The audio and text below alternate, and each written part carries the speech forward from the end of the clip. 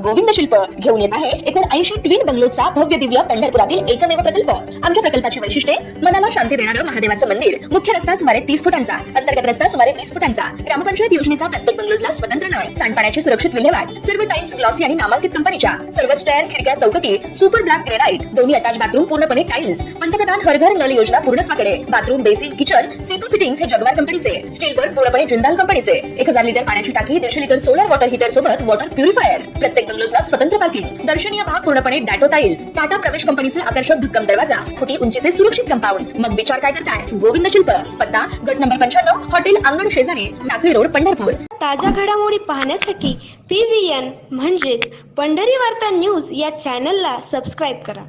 श्रद्धा, भक्ती आणि नामस्मरणाच्या वातावरणात सुरू असलेल्या पंढरपूर वारीला सोमवारी सकाळी भीषण अपघाताचे ग्रहण लागले।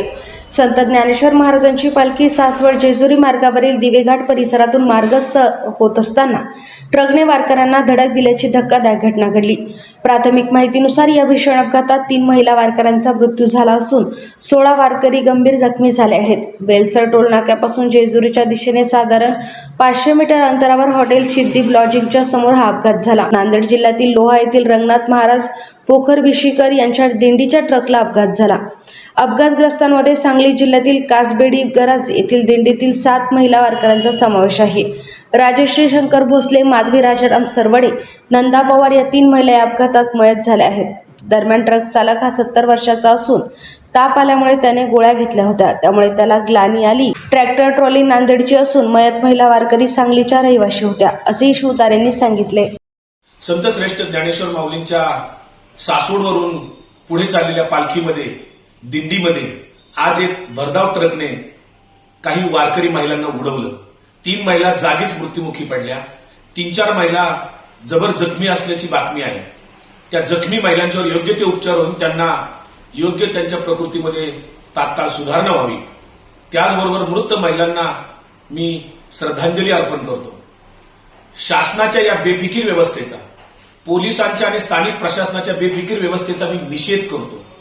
वारीमध्ये वारकऱ्यांची काळजी घ्यायची असते, अशा वेळेस असा ट्रक वारीमध्ये घुसू कसा शकला? पोलीस यंत्रणा काय करत होती? असा आमचा जाहीर सवाल आहे। मुख्यमंत्री वारकरी महामंडळ गेल्या वर्षी सरकारने जाहीर केलं होतं, त्या अंतर्गत वारीमध्ये अपघाती मृत्यू पावलेल्या वारकऱ्यांना विमा देण्याची सोय जाहीर केली, घोषणा केली। परंतु गेल्या वर्षी सुद्धा वारीमध्ये ज्या मृत वारकऱ्यांचा अपघात झाला त्या वारकऱ्यांच्या कुटुंबियांना अद्यापपर्यंत 1 वर्ष झालं अपघात विमा मिळालेला नाही। शासनाने घोषणा केली, GR काढला। त्याच पद्धतीनं आता या ज्या काही वारीमध्ये अपघात झालेला आहे त्या मृत झालेल्या महिलांच्या कुटुंबियांना, त्याचबरोबर जखमी महिलांच्या कुटुंबियांना अपघात विमा तात्काळ 15 दिवसाच्या आत मिळाला पाहिजे।